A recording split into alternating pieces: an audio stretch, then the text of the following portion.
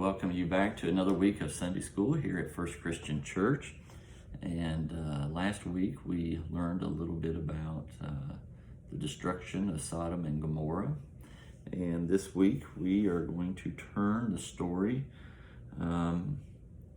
another really kind of an adventure of Abraham, very dramatic. And we're going to cover just a little bit of chapter 21 in Genesis and most of chapter 22 with this story.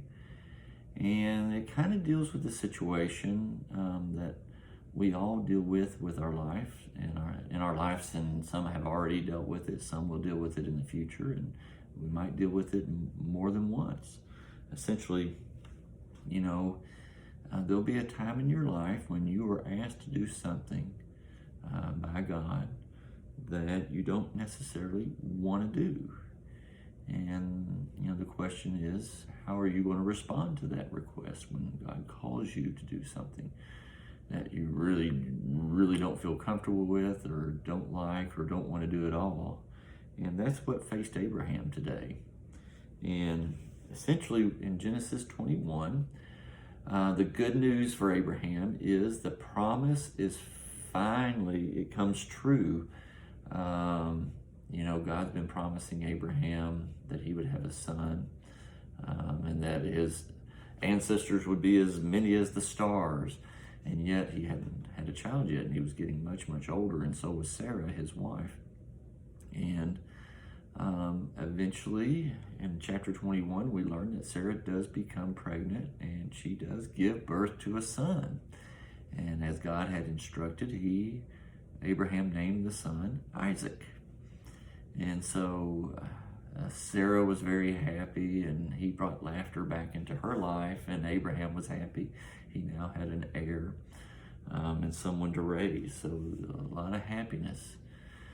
And then we go to chapter 22. The scene changes.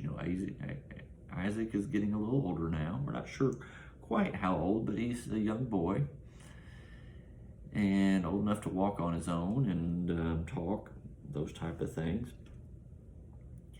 And the story tells us that God reaches out to Abraham and speaks to him. And Abraham says, "Here I am, Lord. What is it that you want of me?" And God says, "I want you to take your son, your only son Isaac, whom you love, and go to the land of Moriah and offer him there as a burnt offering, a sacrifice on one of the mountains that I show you." You gotta imagine what Abraham's reaction was to that.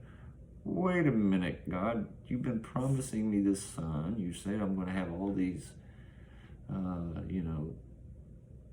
ancestors and stuff, people that come after me, relatives, and you're asking me to kill my only son? What? This had to be heartbreaking to Abraham. And but the next morning, the Bible tells us here in Genesis that Abraham did get up. He obeyed God, and he got Isaac. He got two of his servants and got some wood and a knife and put it on the donkey and started walking towards the place God had told him. It was a 3 days journey to Moriah, which, interesting, that's a very important place, Moriah. Now the name of that place is called Jerusalem. That's what we know it as. And it kind of is a little hill that builds up there. And there in Jerusalem, and that's called Mount Moriah. And so that's where Abraham was going. Of course, Jerusalem didn't exist yet. We're probably 1,000 years away from Jerusalem, really coming to be a town. So there's just nothing there. And so Abraham, Isaac, the two servants, and a donkey start heading that way. And those 3 days' journeys must have just been awful for Abraham. Isaac didn't know he was going to be a sacrifice. I don't think the two men knew. So that whole time, Abraham is just walking, going, "Oh, please don't let this be the case." But he kept walking. And when they saw Mount Moriah in the distance, Abraham said, to the two servant men, I want you to stay here with the donkey. And they took the fire. Abraham took the firewood, the knife, and Isaac, and they started walking to the mountain that was in the distance, Mount Moriah. And just in case you don't know what the word sacrifice means, that's a word we use in the Bible when you sacrifice someone or something. It's when you're, usually it's with an animal. In the Bible, you would see a lot of sacrifices with certain animals. Lambs are the most common, sometimes cows. And they're put on an altar and burned, and they're done to honor God. This is the first time we've seen anything about a person being sacrificed and God asking that to be done. It's really just like, ugh. And so anyway, Abraham's walking up this hill, and he gets up to the top, the very top of Mount Moriah with Isaac. And he starts making an altar, I guess putting rocks together to make a little, I guess, a rectangle or a circle or something where he can lay Isaac on top of it. He puts the wood down on top of the altar, and then he lays Isaac on top of the wood. And it's interesting, there's no reference that Isaac fought his father. He obeyed his father. Imagine at this point, Isaac's figuring out what's going on. Imagine you being Isaac. I would have probably been like, nope, I'm out of here. But that wasn't Isaac. He obeyed his father, laid on the wood, realizing he probably was now the sacrifice. He didn't fight, didn't struggle. And it says that Abraham took his knife and that he raised it to kill his son Isaac. And at that very moment before he was to bring his hand down, an angel of God hollered out to Abraham and said, Abraham, Abraham, do not kill your son Isaac.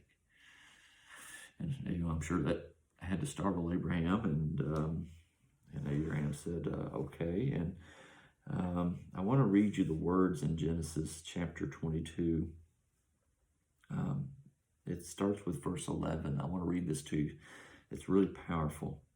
But the angel of the Lord called to him from heaven and said, Abraham, Abraham. And he said, here I am.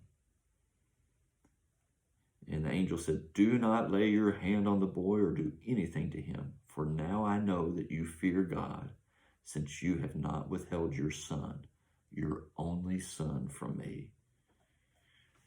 And so, I'm sure Abraham was relieved. I know Isaac was relieved, but Abraham was being tested by God.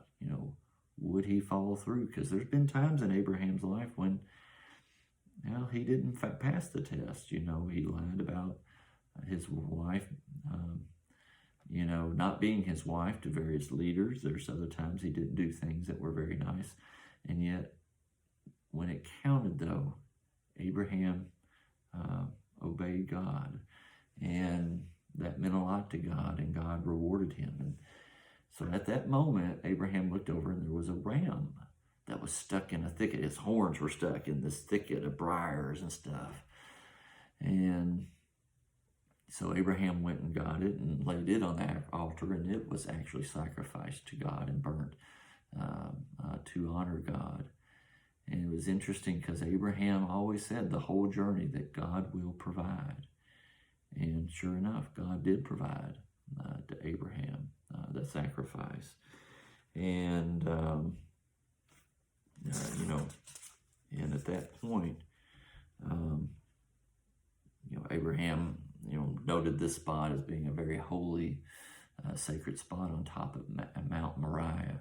And we actually know where that spot is, or pretty close.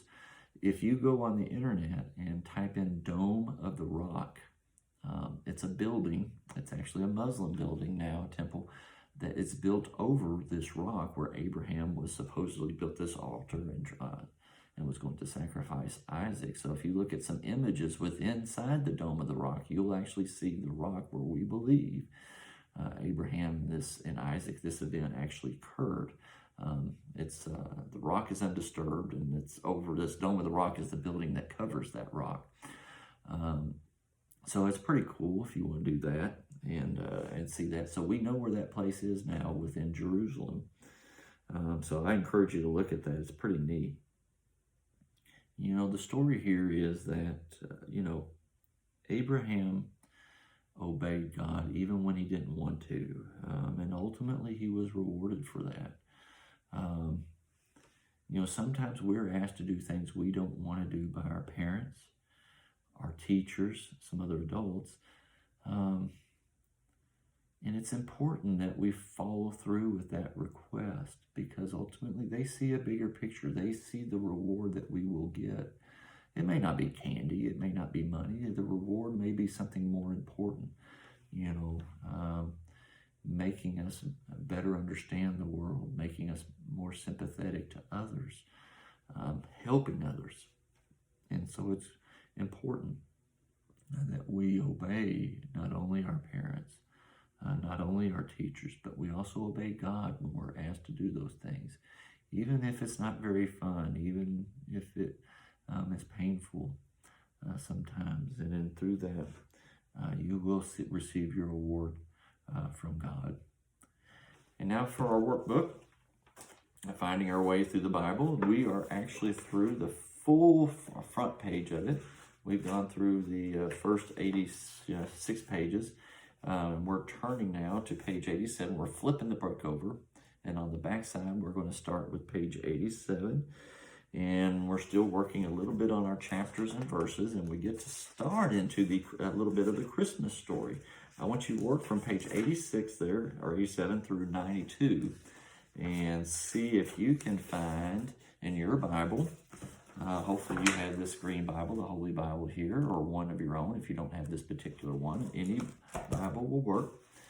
And it'll have you looking for some verses that actually start talking about the Christmas story. As we get into this Advent season, I think that's a fun time. And I know your family probably has traditions that you follow. Ask where those traditions come from your parents, and learn about them, because I think you'll get a little closer to God understanding those traditions, and they'll become more meaningful to you. So whatever those are, learn about them and use them to become closer to God.